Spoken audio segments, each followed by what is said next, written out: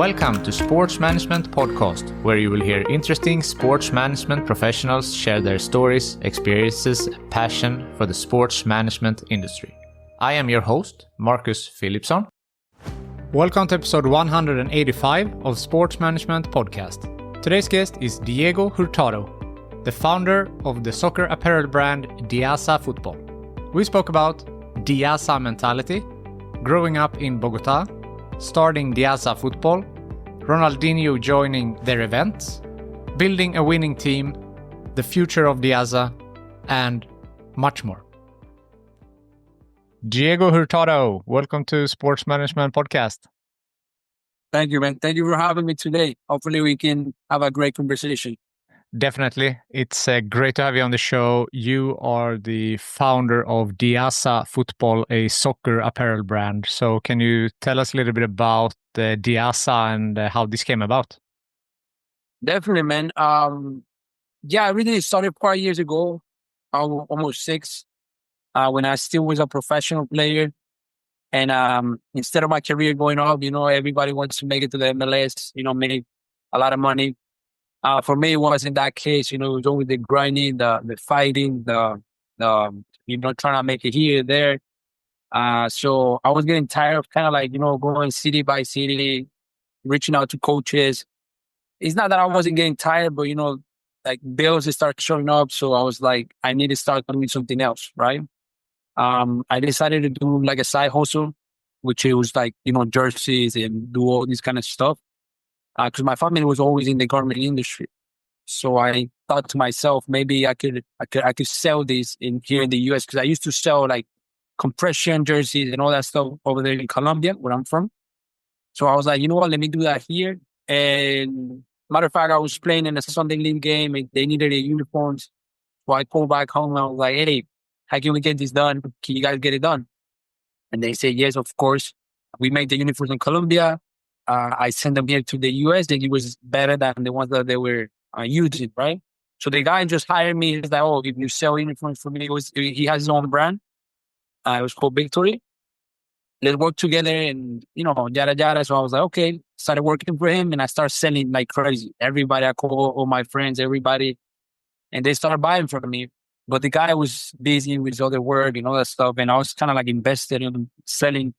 So we didn't match, and I decided to just leave him. And I was like, you know what? I'm going to create my own thing. I called some friends, and they advised me how to do a brand and all these things, trademark. And I did it, man. I created the brand, and then I started selling. And after 5 years, it's been a lot of work, a lot of hours, a lot of sacrifices. But so far, so good, man. It's been paying off, Yeah, amazing. And I know you're hustling a lot, and I heard in other interviews about the Diaza Mentality. So can you talk a little bit about the name and how you came up with the Diaza? Of course. When I was, creating the brand, I used to play with a Brazilian team, right? Because the brand was called first Ginga. And, it was full of Brazilians, people, players from Brazil. They all play really good. I didn't even know how I was in that team. I was, starting and that's why I think I'm good, because, I was playing with this bunch of professionals that were coming from, Brazil, Germany, everywhere, right? And I was, starting in a team full of Brazilians. So they started calling and saying this word Ginga. They were like, oh, Ginga. And what Ginga meant was like jogo bonito. Like you had to be really good, skillful to have Ginga, right? So that's why I call the brand Ginga. But when we trademark the word, it was taken by a lot of companies. A lot of companies were called Ginga. So then I was like, you know what? I had to change the name. Either I had to battle and call everybody, which it wasn't going to happen, or I had to change the name, right? It was a business decision because it was only like a year that I was with the brand. So then I started, thinking, okay, how do I call a brand that it reflects who I am? So then I started thinking, I don't know if you know, but Nike is the god of victory. That's what it means in Greek. So the god of victory is called Nike, right? So that's why Nike was named Nike, the god of victory. So I started thinking, let me just look for a word, for a god from Greek words. And I started looking at Greek words and all that stuff. But then I thought to myself, I'm not Brazilian. I'm not Greek. I'm not from Greece. I'm none of these people, right? I'm my own. I'm Colombian. So why don't I look for a word that is Colombian, or maybe that it comes from where I'm from? So I started looking at the dictionary and I started looking for words, the tribes and the indigenous people from Colombia. So then I look at this word and it says, the definition was like resilience, hardworking, like the lead. Like if you want to be a leader, you have to have, resilience, hard work, perseverance. You have to, have grit. And that was exactly who I was at the moment, who I am today. And the word was Diaza. It's like, okay, Diaza means, hardworking, perseverance, all these words, all these core values that you need to have, first of all, to thrive in life, especially in soccer if you want to make it. Because this is everybody. Like there's so many players that want to make it, and there's only a very small percentage that can make it, right? So you need to have those qualities in order to make it. And that to me was perfect. That to me was like, okay, this is short, right? Diaza, this is meaningful to me, and it's going to be meaningful to millions of people. So then that's why when it comes with it, you have to have the Diaza mentality to do everything that you want in life. And it's been such a great thing because I get text message from everybody that they see a jersey. Last week, somebody from Argentina, one of my friends, they were in Argentina and they were in a stadium and somebody was wearing Diaza in Argentina and he didn't even know. He's like, man, I got the Diaza mentality next to me. So it's like people get the message. People know that what we have built is not just a brand, right? It's not just apparel or a piece of jersey or clothing. It's like a mentality. It's a culture behind it. And the perfect way to put it in those words is that Diaza mentality, So very happy for everybody that got the message and is still, is supporting the Diaza mentality. The brand has grown a lot the last couple of years, but if we talk about the early days, like, you came up with the name. How was those early days? As an entrepreneur, early you were still playing, and how the development went from that point. It was, I wouldn't say it was, because, a lot of people, I guess the people expect to hear, oh, that was so difficult and it was so hard and it was, like I had a full-time job and all this kind of stuff. In my situation, it was different. I was a professional soccer player, right? I was getting paid to play. So it was kind of like I only had to work 3 hours, right? 3 hours a day. I go training and then, whatever, you get the day free for you. So I used to play and then, but then it was a lot of sacrifices. Like I had to save a lot of money, right? Because the salaries for playing soccer wasn't that great. And then I had to just put in the hours, right? So to me, it was like, okay, I get paid, for my rent and those things. So now I have this amount of time that I can invest in the company and in the early days. So that's exactly what I did. I started putting myself in scenarios where I didn't have to really work or where I didn't have to spend a lot of money to make this happen, And I feel like that's one of the things that people don't really get it at the beginning, right? They still they wanna do a company, they still wanna party, or they still wanna go out on the weekends, or they still wanna, spend a lot of money in shoes and this and that. To me, it wasn't that way. To me, it was like, let's save a lot of money, let's invest my time, my free time that I have in this idea, and then we'll see if it pays off. I was still happy playing. My mind was mostly like as a soccer player, like I still wanted to make it, right? Like I remember I was like 27 and I still had hopes to make it to the MLS and all these things, So my mind was really over there. And then when I was in the business side, it was more like, okay, this is something that is giving me a little bit of money to survive, but I'm not really invested into it, right? Then obviously when 1, 2, 3 years happen and then you see that the business is growing, in my case was that this is my soccer career, the business started kind of like surpassing, right? So I have to come to the point where like, okay, what are we going to do? Are we going to keep trying this that is not working? Or are we going to just start a new thing and invest all the time to it? And it was hard because it was my passion, soccer, playing, being in the field, training every day. But to this day, man, I still miss it. I miss working out every day. I miss, being with the people, being in the locker room, the weekend, the game day feeling. It's been hard transition. And it's always been a hard transition for everybody that play, professional sports, I think. But then you get, you know that you're doing and building something even bigger. So that to me was like, okay, the beginning was hard. but I didn't make it that hard. I feel like people just make it really hard. To me, it was like, I'll make it easy. And then I try to do the best I can and invest my time, invest my time and money the right way. And that's why kind of like, it was easy for me. And then, when it started increasing, obviously, it's when it gets harder, because building a brand is like, you need to do brand awareness, marketing, hiring people, all these aspects, you need to become better at that, right? But to me, it wasn't that hard because I've been getting better every year in soccer, right? Like I knew if I wanted to play in the MLS, I needed to train every day. I needed to dedicate my hours to that. So in the business, it was kind of the same mentality. If I want to make it there, I need to dedicate myself to that. I need to study. I need to train my mind to these things, be open to new ideas, to new people. So that's how kind of my transition went in the business at the beginning. I understand. And I mean, now you have a 30 people something team. So how has that change been from, being yourself and your family making, this and now growing and you becoming, a manager to more people? And how's that the transition been for you? That to me, I think is one of the most challenging aspects of the business, right? Having like a team of 4 or 5 people, it's not the same as now, right? Like now I have to build leaders, right? Before it was just me, I'm the leader and I can, do whatever I want or make the decisions that I want. Now I have a team of leaders that have to make those decisions for me or with me, So it's easier to hire somebody that has experience and all that stuff. To me, that's easier, right? But to me, what's more worth it is just the people that started with you, that believe in you, that started this whole thing with you at the beginning. How can you build them to be better, right? How can you make them become a leader? I think that's the key of being a great leader, right? So if you can get these people that started with you to make them leaders and then make decisions for you, I think that's when you succeed.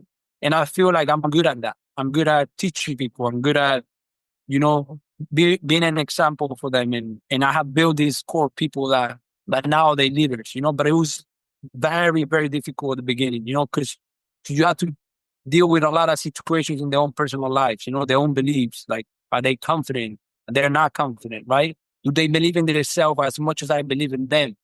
And people are not gonna, there's like now the company is growing so fast that it's leaving people behind because it's just like a soccer team, right? Like if you start at the 5th division, when you're in the 2nd division, it's not going to be the same level, right? Like you have to train more. You have to be more skillful. You have to be faster. You have to do this.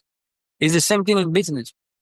And I feel like now we're in a division where we stop and it have leave, the business have left people behind because they're not willing to sacrifice more. And I understand. They don't have to, right? But in my mind, I need people that want to grow. I need people that wants this as bad as I want it. So that's the most difficult part to me when it's hiring people and building your own team. But once you have them, when you find them and when you teach them and when they learn and when they get the idea, everything clicks. Everything clicks and then you have good people that are gonna be smarter than you, that are gonna demand from you, that are gonna give you ideas. And that's how I feel like the business grows, Yeah, I understand. And a good analogy there with, going up in level in football, the same team, you need a stronger team. And as, of course, the same thing applies in business as well. There are some cool stories that I read about, like Ronaldinho joined one of your events. So can you talk about some like highlights over the years that you have had with the Diaza so far? Yeah, I think that's one of the biggest moments for me. Having Ronaldinho wearing Diaza, it was a highlight of a brand. I think it's gonna stay there for years, to come. Having that event with people like him, with not just him, but there's so many stars that we've done. Kaká, that played the game, celebrities, singers.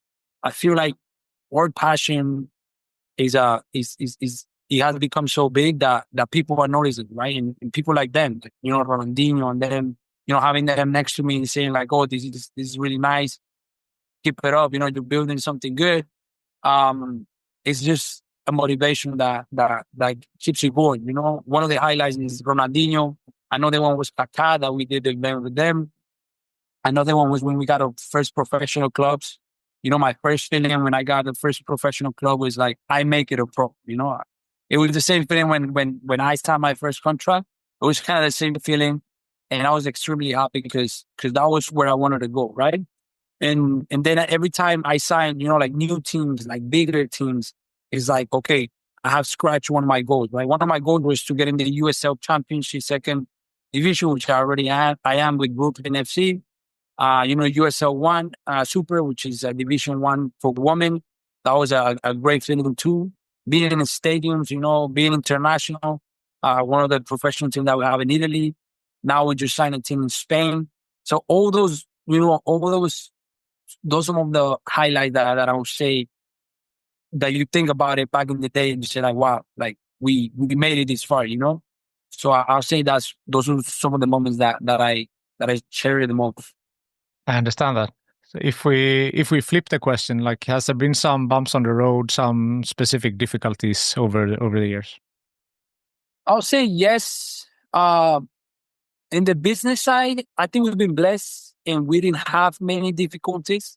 I think now we're facing the most difficult times at the company because now, like, we need to raise a lot of capital. We need to, now we are in the game, right? Like, I feel like for the past 5 years, that we were nobody, right? Now it's like, okay, we're competing against big brands and we're taking deals from them and they seeing us and they attacking us and they're like, oh, because it's like a war, man. Like they take your clients and now they offer free teams and now they give money to people, sponsorships. So now it's like, okay, we're in the real game now. Now we have to compete, so now you have to structure it as your business in a way that you can still compete, giving sponsorships, giving money, or how can you get that money back? It's a numbers game, and that's some of the difficulty that you have now.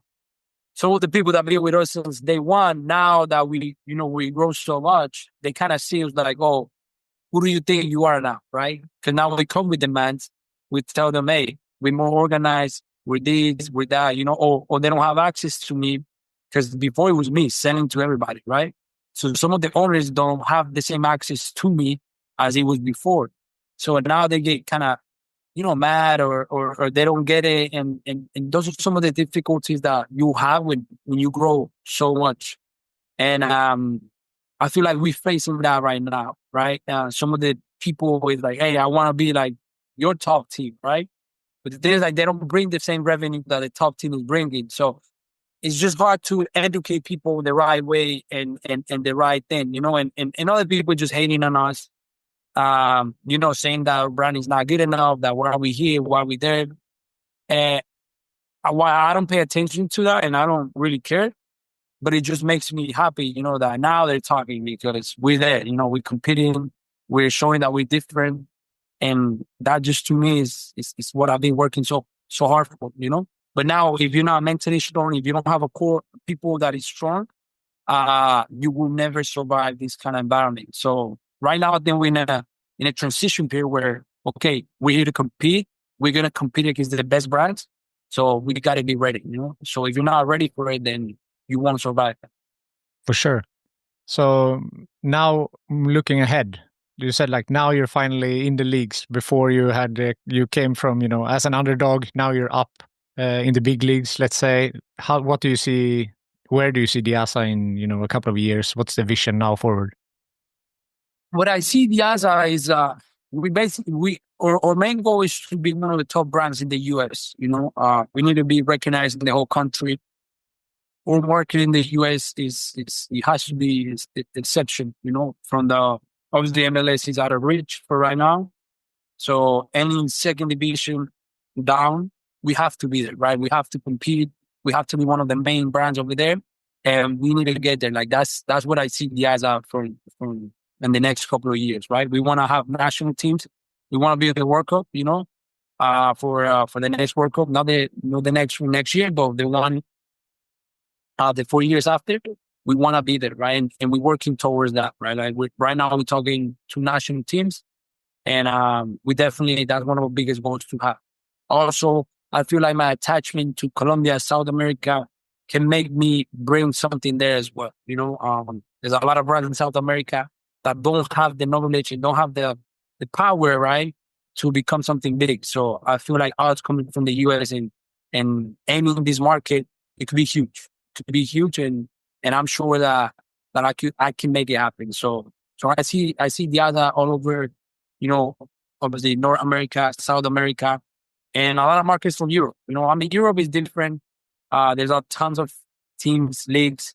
So, and I don't see it is so difficult.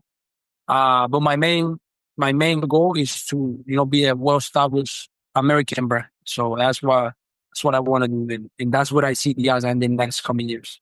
So would MLS be a final goal to do that at some point? I mean, I'll say yes, but the thing with MLS is they're attached to Adidas for the next 10 years, So, I mean, in 10 years, Diaza has to be in another, in another level. So I don't know. I don't know what's going to happen with them. I don't know if there's going to be another, because right now they're saying there's going to be another first division. So many things can happen, man. Like soccer in the US is just, is growing as fast as we are, So we got to be ready for anything that comes our way. And being, and I'm sure we're not going to be the only brand coming up. There's going to be other people, there's going to be other brands that want to get in the US market.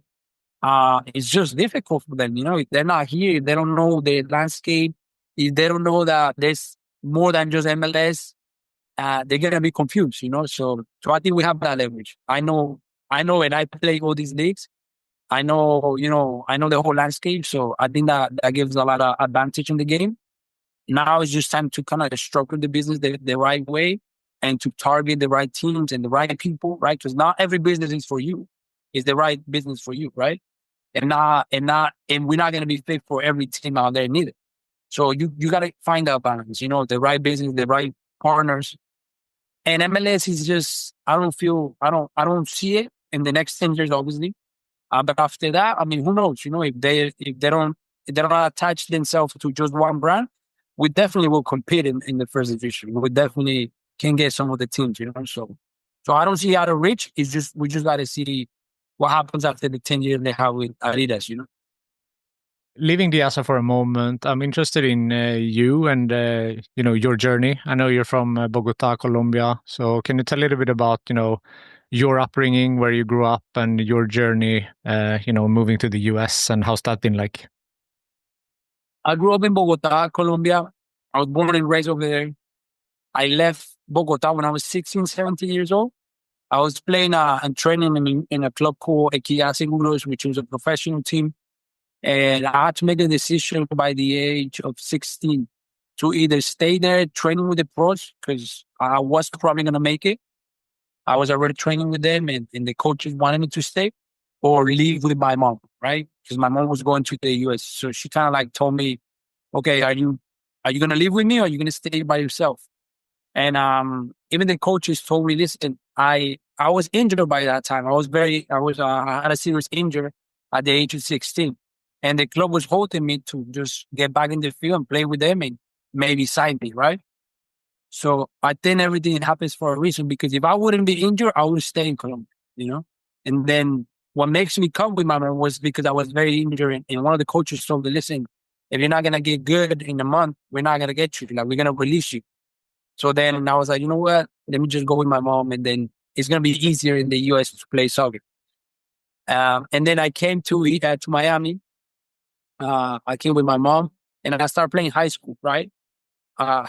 When you go from pros to high school in the US, is a lot of difference. So obviously I got there and everybody was like, wow, this kid, he can play, he can ball. Then they took me to an academy. It was called DA Academy. It was Development Academy, which is now MLS Next. And then I started playing a lot, I was one of the best ones in the teams. But then they started charging me money. And then I asked my mom, and obviously she didn't have any money. So I was like, okay, what do I do now? So then I had to go to high school, practice, and then work at night, right? So that was kind of like my cycle. And then I started getting injured and all that stuff because, you have to be, if you're going to be an athlete, you have to really dedicate yourself to that. So growing up in Colombia, it was tough. It was, I come from a background like a very dangerous part of Bogota, Colombia. But it was always like I thought I was what everything was. You know, when I was a kid, I was growing up in this tough environment. But I thought, listen, this is how everybody is in the world, right? Like I was very confused. I didn't know anything. I didn't know there was better or there was bad. You know, I thought life was like that. So I grew up in this environment that, like in the streets, you get robbed and all these things. So you got to be careful even in your own neighborhood. So I had to take the bus when I was 11 years old. Like I have to, go on bicycle when I was 12 to my games. Like it was a big city like New York. So it was a lot of growing. Like when I was 15, I was already, I compare myself to my little brother now. And I already had tons of experience that this kid hasn't even have an idea of what it's like. So, but I think that made me who I am today. I think those tough environments, I think, being related to these people, seeing the bad and the good, it makes me who I am today and not be scared of anything, because I feel like life put me in situations where people get scared of, just building a company is scary. But me is like, okay, I'm going to do it no matter what. So I think that comes from that. So when I grew up, it taught me that, it made me a better person. It made me who I am today. And I'm very proud of where I come from, because I think if I wouldn't come from that, I wouldn't be where I am today. So I'm very grateful for it. I understand that. And I mean, it's genuine and everything is that you said with the company, also with Diaza, that you can see that, and your resilience and everything that you have, that comes from that and it shines through also in your business as well. Yeah, exactly. Back in the day, in Colombia, it was the same thing. It was, okay, I got to go to training. I remember one day I didn't have cleats and then broke in the game, and then I had to ask everybody to kind of like chip in for my cleats. And I started crying and I started doing these things, but those things make you, stronger. So when I started this whole journey and all this, even when I was a player here in the US, I never gave up. Like I never took, I got tons of notes like, hey, no, you're not good enough. Hey, no, we're not going to take you. No, no, no. It was a lot of them, but I was always keep on going. Like I was like, nah, I'm going to go, and I go to Las Vegas and I go to Milwaukee, and I go to Tulsa. And I go here, California, and I go there, and then I go back to Miami, but I keep trying, right? Like I keep on trying. I never gave up on soccer, right? I think soccer gave up on me the other way around, because I never gave up. I still play some of the weekends, but obviously when you grow and when you have something better, like you have to make a decision. But for me, it was an easy decision, right? Because it's still soccer. Like I still go to the state now. I'm sitting down with owners in the stadiums and with their teams, and that just makes me wow. Like maybe as a player, I couldn't achieve this, So it makes me very grateful for everything that I've done and where I come from, and those battles that I live in Bogota, because it was battles, every day. Like my high school was very tough.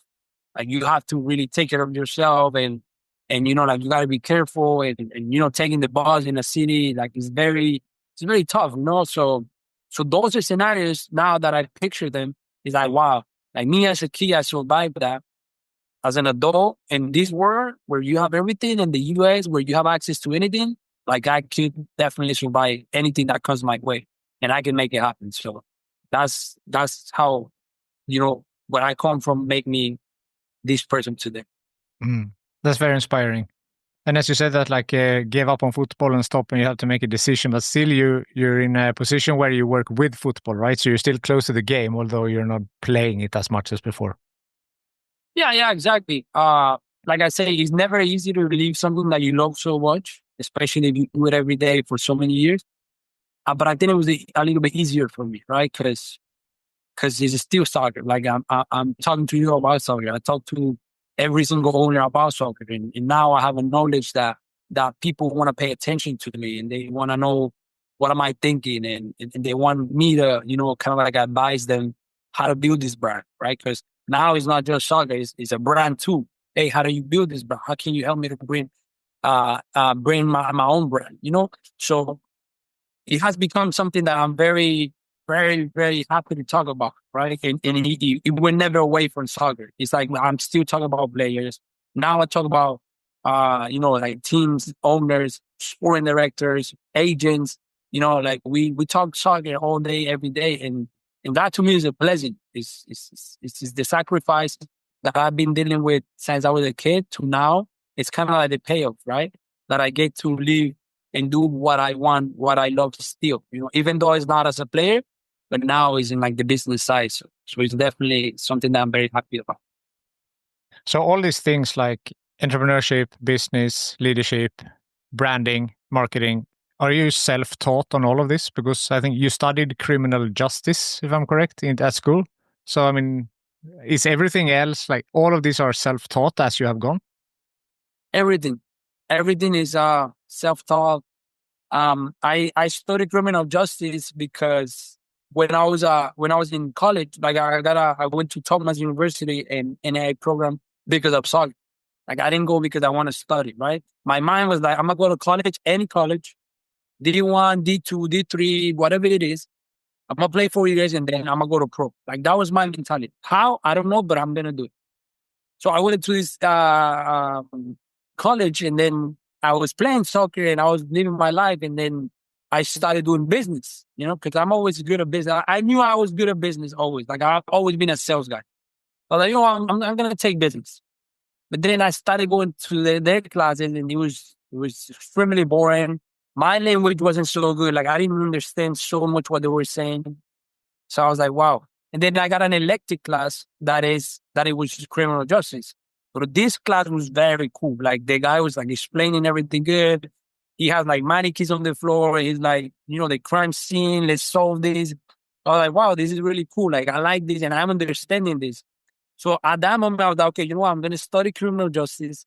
And if I'm not a soccer player, I'm going to be a cop. That was my mentality, That was my plan B.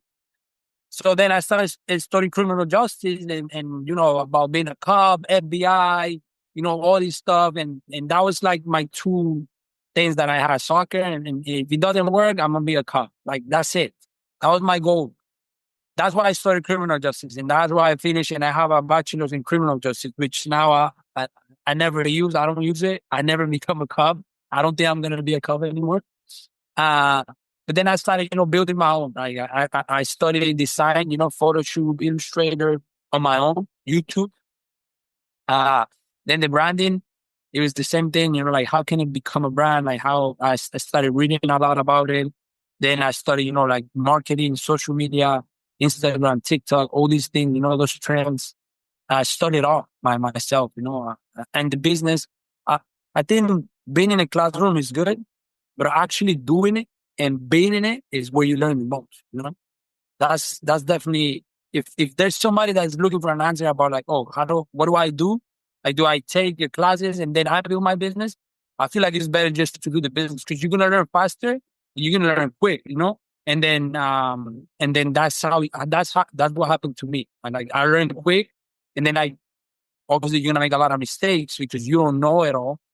But then if you're good with that and you learn from your mistake and then you fix it, that's how you build, But if you're not good at taking mistakes and you feel bad because you made so many mistakes, then you just stay in the classroom and try to get better, try to be ready. But it's never going to be a time where you're going to be completely ready. Like that to me that doesn't exist. You got to either take it or don't take it at all. No, you beat me to my second question there because I usually ask for like some good advice because there are young people listening that they want to maybe get into the sports industry or they're early on. And what are some advice? Now you mentioned like you need a practical knowledge as well, not just the theoretical one, but any other advice for people who wants to make it in the football industry? My advice is to get in the industry, right? I could give you the perfect sample for for a person that is now a key value of my team, right? His name is Jose. And this is the way that he started. He was not related to the sport. He was never in sports. He was doing finance in his college and his university. And then he said something like, okay, I have offers from corporates and this and that, but that doesn't really, is not what I want. I want to be in the sport, right? So he offered himself to be a assistant for an academy for like coaching kids. He's like, I'm going to get in this coaching thing for free. Like I'm going to offer myself for free because I don't bring any value. So if you don't bring any value, you cannot ask for anything, right? So he's like, I'm going to go for free. I'm going to learn and I'm going to start making connections. So this kid goes to the academy, he works for free, and then the people from there, because he has a great attitude, he's learning quick, he's doing this, and the people hire him to be a coach. He becomes a coach, and then Diaza comes and take the whole academy.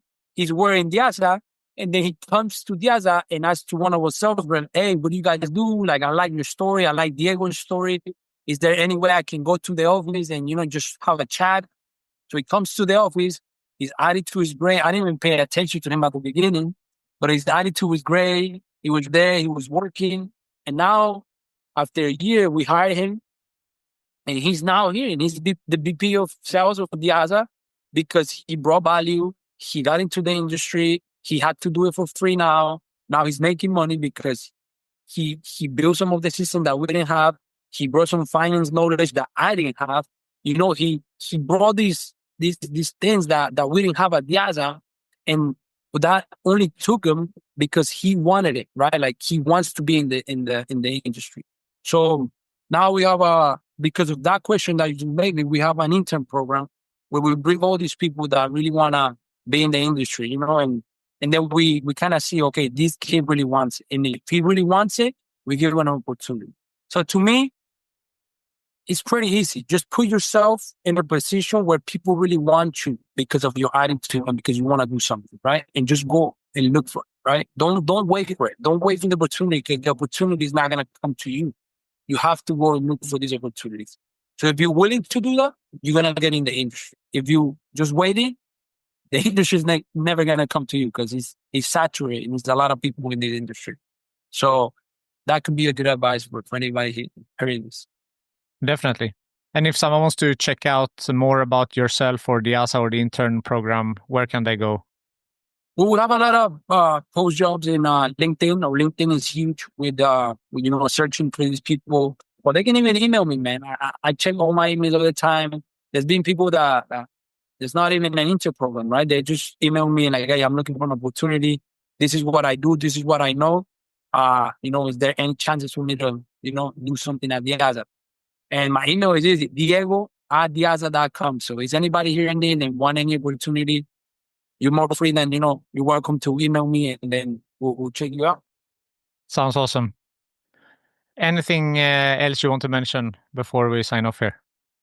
No, man. No, I mean, people always want to know about the story about Diego and Diaza, and I think we covered that. I think a great message to people is just to, have the Diaza mentality, hard work, perseverance.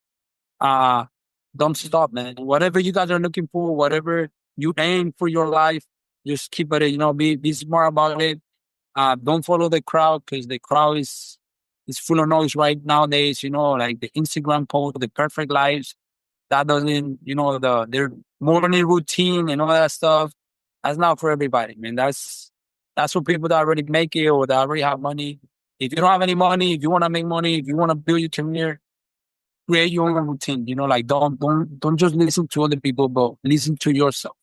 To me, it's like learn first who you are, what you want, invest in yourself, and then get out there and give yourself to other people. That to me is everything. Fantastic. Great way to end this episode. Diego, thank you so much for taking the time. I know you're busy. It's a Sunday. You're in the office grinding. I appreciate you took the time for this podcast. Thank you so much. No, man, thank you. Thank you for having me. Thank you for listening to the Sports Management Podcast. Please hit the subscribe button so you don't miss out on any upcoming episodes. Also, feel free to leave a comment about what you thought about this episode. If you want to get in contact with me, send an email to sportsmpodcast@gmail.com or hit me up on Facebook, Twitter, or Instagram @sportmpodcast.